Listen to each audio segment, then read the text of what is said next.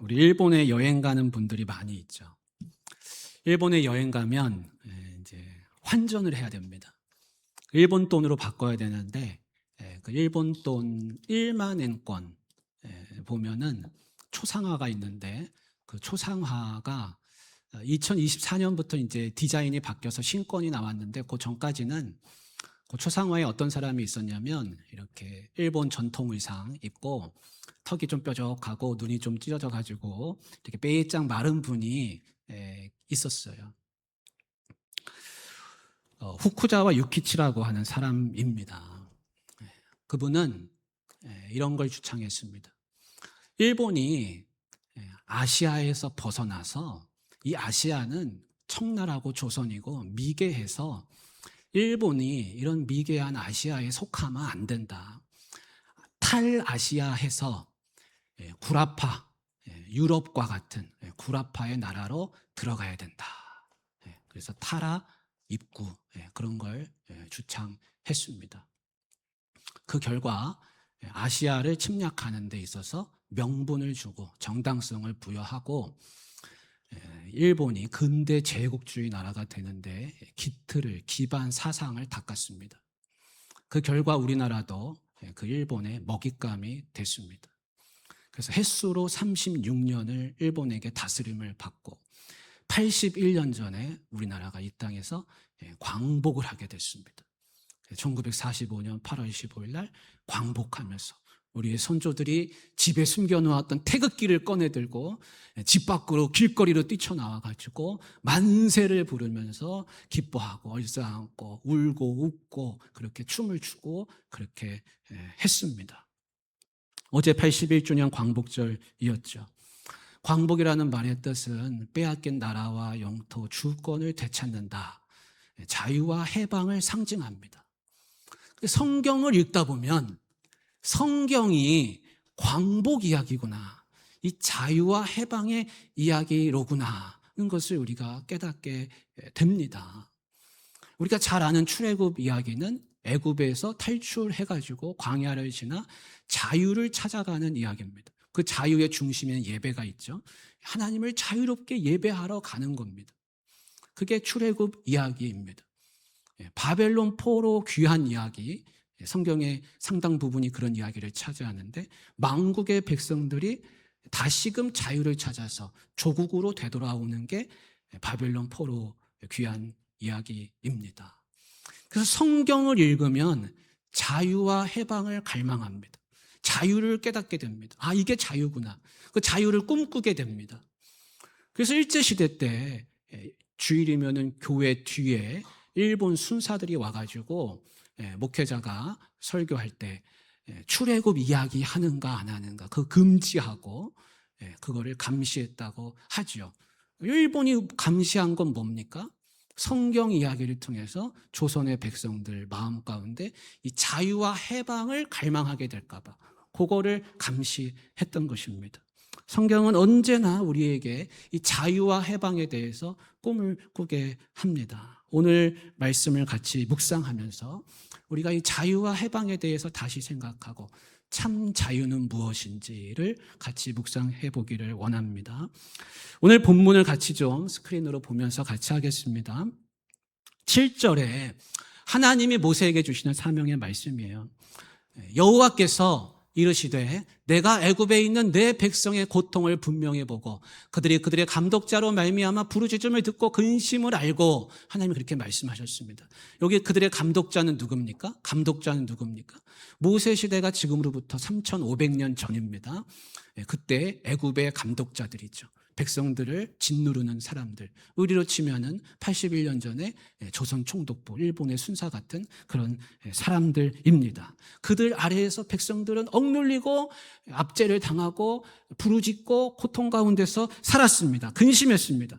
하나님은 이 모든 것을 다 보고 계셨습니다. 그리고 그들의 그 외침이 사무쳤을 때, 하늘에 사무쳤을 때 하나님은 가만히 계시지 않고 그들을 구원하시려는 계획을 세우셨습니다.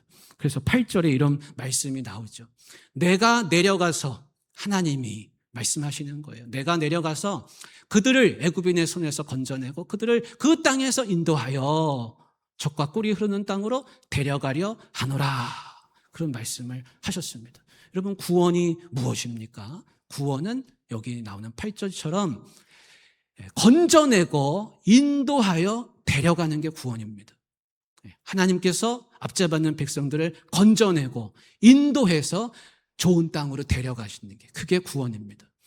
목자가 양을 잃어버렸을 때, 양이 길을 헤매고 있을 때 목자가 가서 위험해서 그 양을 건져내고 인도해서 푸른 초장, 맑은 시냇물가로 데려가는 것, 그게 구원입니다. 광복을 위해서 희생한 분들이 많이 있습니다. 독립을 위해서 애쓰신 분도 있습니다. 그러나 우리는 고백합니다. 누가 건져주셨다 그랬습니까? 8절 말씀에 계속 보여주십시오. 8절에 내가 내려가서, 애굽인의 손에서 백성들을 건지신 분은 누구세요? 내가 내려가서 하나님이 하셨다, 그렇게 말씀하시는 거예요. 여러분, 광복은 누가 이루어 주시는 겁니까? 하나님이 하신 거예요. 독립투사들이 희생 많이 당하고 외세의 도움도 있었지만 궁극적으로 하나님이 우리에게 자유와 해방을 주셨구나. 그래서 광복절이 되면 우리는 하나님을 찾고, 하나님이 우리에게 이렇게 자유를 주셨구나, 해방을 주셨구나, 그것을 감사해야 할 줄로 믿습니다. 9절 말씀에 한번 넘겨주십시오. 이렇게 말씀하죠. 이제 가라, 이스라엘의 자손의 부르짖음이 내게 달하고 애굽 사람이 그들을 괴롭히는 학대도 내가 보았으니. 그러면서 이제 바로에게, 애굽의 파라오 바로에게 모세를 보내십니다. 모세에게 사명을 주셨습니다. 그것이 모세의 사명입니다. 자유와 해방을 위해서 헌신하는 것, 그게 모세의 사명입니다. 여러분, 예수님도 마찬가지세요. 예수님이 왜 이 땅에 오셨습니까? 예수님 왜 이 땅에 오셨습니까? 예수님의 사명이 무엇입니까? 예수님은 사명을 분명하게 밝히셨어요. 예수님이 주일날 회당에 가셔서, 안식일날 회당에 가셔서 이사야의 글을 펴서 읽으셨습니다. 누가복음 4장부터 18절부터 나오는 말씀입니다. 슬라이드를 한 장 넘겨주십시오. 예수님이 이렇게 말씀하셨어요. 주의 성령이 내게 임하셨으니, 하나님의 영이 내게 임하셨으니, 그러면서 하시는 말씀이 가난한 자에게 복음을 전하게 하시려고 내게 기름을 부으시고, 나를 보내사 포로된 자에게 자유를, 눈먼 자에게 다시 보게 함을 전파하며, 눌린 자를 자유롭게 하고 주의 은혜의 해를 전파하게 하려 하심이라. 그렇게 말씀하셨습니다. 예수님의 사명의 말씀이에요. 이사야에 있는 말씀을 그대로 인용하시면서 내가 이것을 위해서 왔다, 나도 여기에 헌신한다, 그렇게 말씀하셨습니다. 근데 여기 뭐라고 되어 있냐면, 예수님이 핵심이 뭡니까? 자유를 주신다고 되어 있어요. 19절에 주의 은혜의 해를 전파하신다고 그랬는데, 은혜의 해가 뭡니까? 그게 자유의 해입니다. 광복입니다. 1945년입니다. 마찬가지. 이제 레위기에서는 희년이라는 게 있었죠. 노예를 해방하는 거, 해방시켜준다는 거예요. 너희가 묶여있는 것에서 해방되는 날이 왔다. 예수님이 책을 덮으셨어요. 사람들이 예수님을 다 쳐다봤습니다. 그때 예수님이 하신 말씀이 21절에 이렇게 말씀하셨어요. 이 글이 오늘 너희 귀에 응하였느니라. 이 말씀이 이미 이루어졌다, 그렇게 말씀하셨습니다. 여러분, 그러면 우리가 질문해 봐야 돼요. 예수님이 자유를 준다고 오셨는데 무슨 자유인가? 무슨 자유를 우리에게 주신다고 오셨는가? 그 자유가 무엇일까? 우리는 그것을 말씀을 통해서 같이 알아가기를 간절히 원합니다. 여러분, 우리는 자본주의 시장에 살고 있습니다. 자본주의 경제하에 살고 있습니다. 그래서 많은 사람들이 이런 생각을 해요. 자본주의 세상에서는 제일 좋은 자유는 경제적인 자유야. 돈 걱정 안 하고 돈 근심 안 하고 사는 경제적인 자유. 예수님이 경제적 자유 주신다고 이 땅에 오셨습니까? 그러면 이스라엘이 당시에 예수님 시대 때 로마 제국하에 지배 아래 식민지에 있었는데, 로마 제국에서 벗어나는 것을 주신다, 독립국가 이룬다고 그렇게 예수님이 오셨습니까? 그거 아니죠. 예수님이 오셔서 로마에 저항하신 적 없으세요. 뭐 돈 버는 거, 경제적 자유 주신다고 말씀하신 거 없습니다.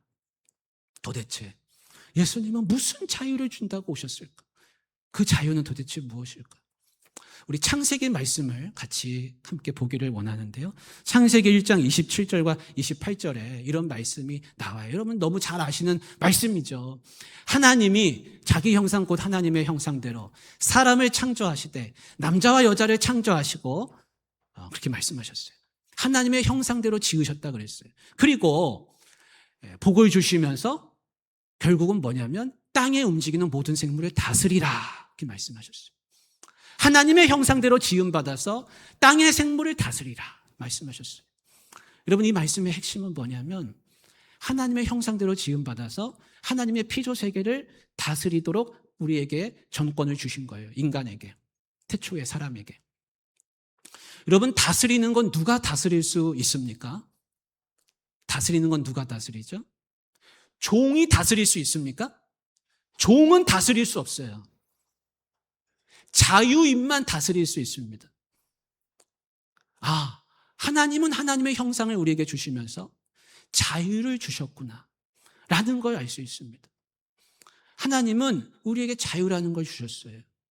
하나님의 형상은 여러 가지 의미가 있을 수 있는데 하나님의 대표적으로 성품을 말하죠. 하나님은 자유로우신 분이에요. 하나님은 매이지 않으셨어요.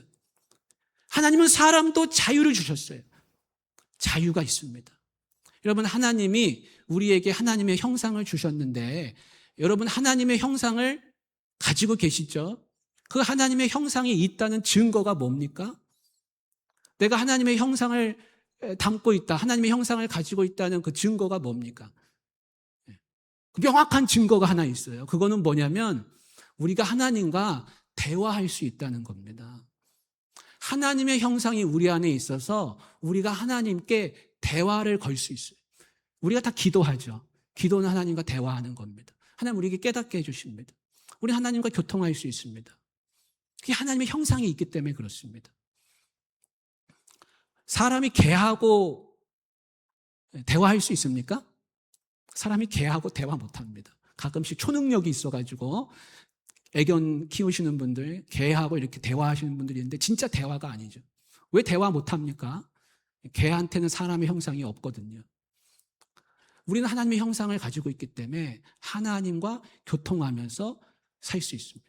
하나님이 우리에게 자유라는 걸 주셨어요. 하나님의 형상을 닮은 사람은 자유가 있습니다. 근데 이 자유는 한 가지 특징이 있습니다. 그 말씀이 창세기 2장 16절과 17절에 나오는 말씀입니다. 하나님이 에덴 동산에 사람을 지으시고 이런 말씀을 주셨어요. 여호와 하나님이 그 사람에게 명하여 이르시되 동산 각종 나무의 열매는 네가 임의로 먹되 선악을 알게 하는 나무의 열매는 먹지 말라. 네가 먹는 날에는 반드시 죽으리라. 그런 말씀을 주셨습니다. 여기 보면 하나님이 이렇게 말씀하셨어요. 동산 각종 나무의 열매는 네가 임의로 먹되. 임의로 먹는다는 게 뭡니까? 네 마음대로 먹는 거예요. 네가 먹고 싶은 대로 먹는 거예요. 먹고 싶은 대로 다 먹을 수 있어요. 자유를 주셨어요. 여기 보면 자유라는 말이 나오죠. 임의로 먹는 게 자유입니다. 그런데 이 자유는 무한한 자유는 아니었어요. 하나 제약이 있었습니다. 제한되는 게 있어요. 그게 뭐냐면 절대 저거 먹으면 안 돼. 저거 먹으면 너한테 해가 임할 거야. 너가 죽어. 그렇게 말씀하셨어요. 여러분 에덴 동산은 내 맘대로 사는 곳이 아닙니다. 에덴 동산은 하나님 말씀에 순종하며 사는 곳이에요. 하나님의 말씀에 순종 안에서 자유를 누리는 곳이 에덴 동산입니다. 내 뜻대로 사는 곳이 아닙니다. 하나님의 말씀이 하나 있는데 그걸 지켜야 돼요. 그거는 뭐냐면 저건 절대로 먹으면 안 된다는 거예요. 그런데 어느 날 뱀이 찾아왔어요. 뱀이 속삭였어요. 하와에게. 저거 먹어도 너 안 죽어. 오히려 네가 하나님처럼 될 거야. 너가 더 잘 될 거야. 하와가 거기에 넘어갔어요. 그걸 먹었습니다. 여러분 하나님이 하지 말라는 거를 그 제한된 것을 경계를 넘어가 버렸어요. 그러면 사람이 더 자유로워질 수 있을까요? 그래서 더 자유로워졌습니까? 아담과 하와가? 아니에요. 더 자유로워진 게 아니라 자유가 없어져 버렸습니다. 있던 자유를 빼앗겼어요. 박탈당했어요. 에덴 동산에서 쫓겨났어요. 땅을 갈아도 엉겅퀴가 자라서 제대로 열매를 먹을 수 없게 됐어요. 하나님이 주신 자유는 어떤 자유냐면 하나님의 주신 자유는 죄가 되지 않는 범위 내에서 누리는 자유입니다. 그것이 하나님의 법칙이에요. 근데 그걸 넘어가 버렸어요. 그 결과 사람은 어떻게 돼버렸습니까? 하나님의 사람이 아니라 죄인이 됐습니다. 죄의 종이 됐습니다. 죄에 얽매이는 사람이 됐습니다. 죄가 우리 가운데 들어오게 됐습니다. 그것이 인생의 고통이고 사람의 절망적인 현실입니다. 요한복음 8장 31절 말씀, 32절 말씀을 같이 한번 보시기 바랍니다. 죄의 종이 된 사람을 하나님이 그냥 두실 수가 없게 됐어요. 없죠. 그래서 예수님이 하시는 말씀이 있습니다. 그러므로 예수께서 자기를 믿은 유대인들에게 이르시되 너희가 내 말에 거하면 참으로 내 제자가 되고 내 말에 거하면 참으로 내 제자가 되고 진리를 알지니 진리가 너희를 자유롭게 하리라. 유명한 말씀이죠. 그렇게 말씀하셨습니다. 여러분, 진리가 뭡니까?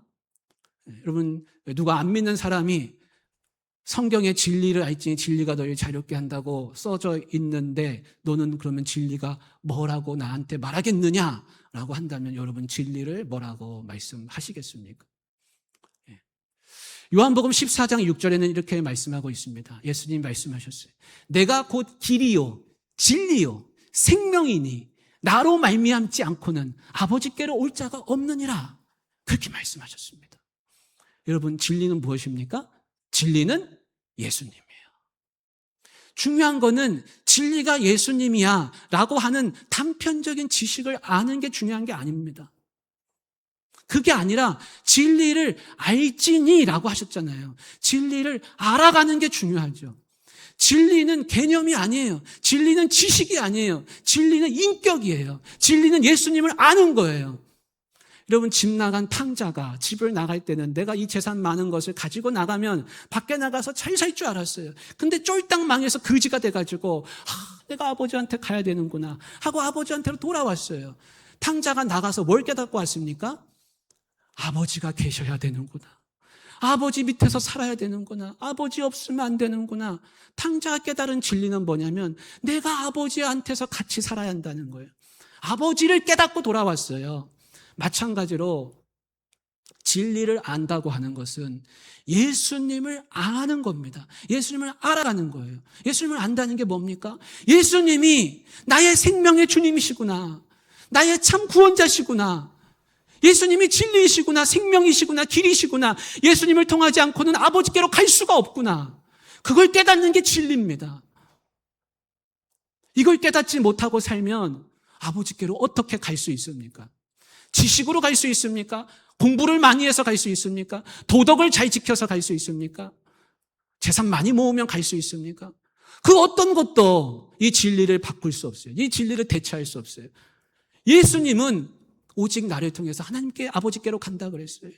그래서 예수님이 진리가 되시는 거예요. 왜냐하면 예수님을 통해서 하나님께 갈 수 있기 때문에 그렇습니다. 여러분, 이 진리를 명확하게 알아가실 수 있는 우리 성도님들 다 되시기를 간절히 바랍니다. 그런데 유대인들이 이런 대답을 했습니다. 한 장을 넘겨주십시오. 요한복음 8장 33절에 그들이 그 말을 듣고 이렇게 대답했어요. 이해를 못했어요. 그래서 이렇게 말하는 거예요. 우리가 아브라함의 자손이라 남의 종이 된 적이 없거늘 어찌하여 우리가 자유롭게 되리라 하느냐. 예수님한테 어찌하여 자꾸 자유를 들먹이느냐. 우리는 남의 종 된 적이 없다. 그렇게 말했습니다. 이 사람들이 이렇게 말하는 이유는 엄밀하게 따지면은 틀린 얘기입니다. 사실은 그들은 로마의 지배 아래에 있었죠. 정치적인 자유가 없었어요. 로마인들 시키면 해야 돼요. 로마한테 세금 내야 돼요. 압제당하고 있어요.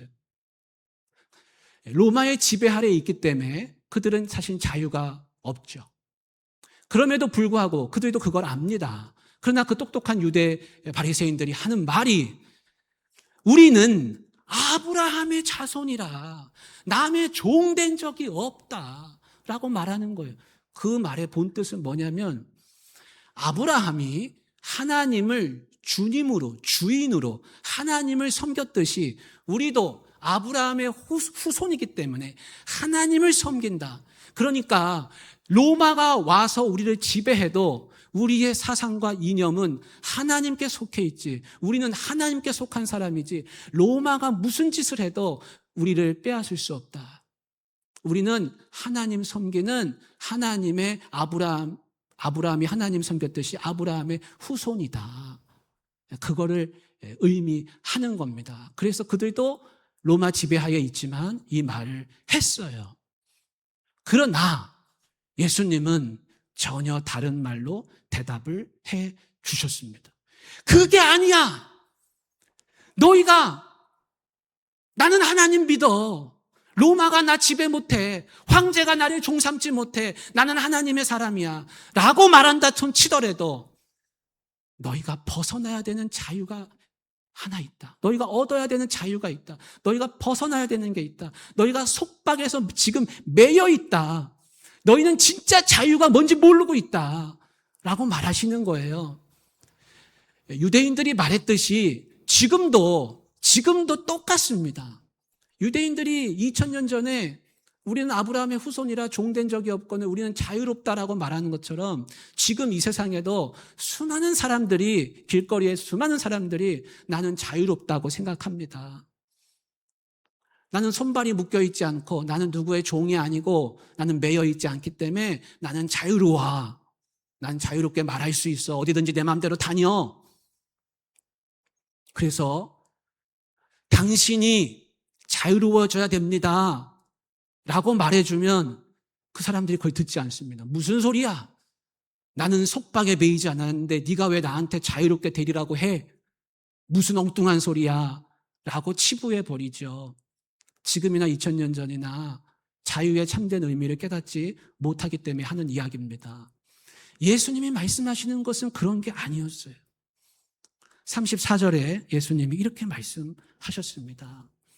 예수께서 대답하시되 진실로 이 말은 예수님이 강조해서 하시는 말씀입니다. 아멘 아멘 진실로 너에게 이르노니 죄를 범하는 자마다 죄의 종이라. 너희는 지금 너희는 속박에 매이지 않았다고 말하는데 아니야, 틀렸어. 너희는 속박에서 풀려나야 돼. 진짜 자유는 그런 자유가 아니야. 진짜 자유는 너희가 죄의 종에서 풀려나야 한다는 거야. 여러분, 죄의 종이 뭡니까? 죄의 종은 우리가 죽는다는 거예요. 영원한 죽음이 우리 앞에 있다는 거예요. 죽을 수밖에 없는 존재라는 거예요. 죄가 우리를 지배하고 있다는 거예요. 죽음의 사슬이 우리를 묶어놨다는 거예요. 여기에서 풀려나야 된다는 거예요. 술에 종된 사람은 술이 그 사람을 지배합니다. 아침에 일어나면 술 먹고 싶고, 점심에도 술 먹고 싶고, 자기 전에도 술 먹고 싶고, 음란에 종이 된 사람은 다 그 음란한 생각이 들어갑니다. 도박에 중독된 사람은, 도박에 종된 사람은 다 눈만 뜨면 눈 감아도 눈 뜨고 도박이 생각납니다. 죄에 종된 죽음의 사슬에 매여 있는 사람은 죄가 지배합니다. 그래서 가인한테 그러셨어요. 하나님이 너는 죄를 다스릴지니라. 죽음이 우리 앞에 놓여져 있습니다. 우리는 죄 가운데 삽니다. 여기서 풀려나야 된다는 거예요.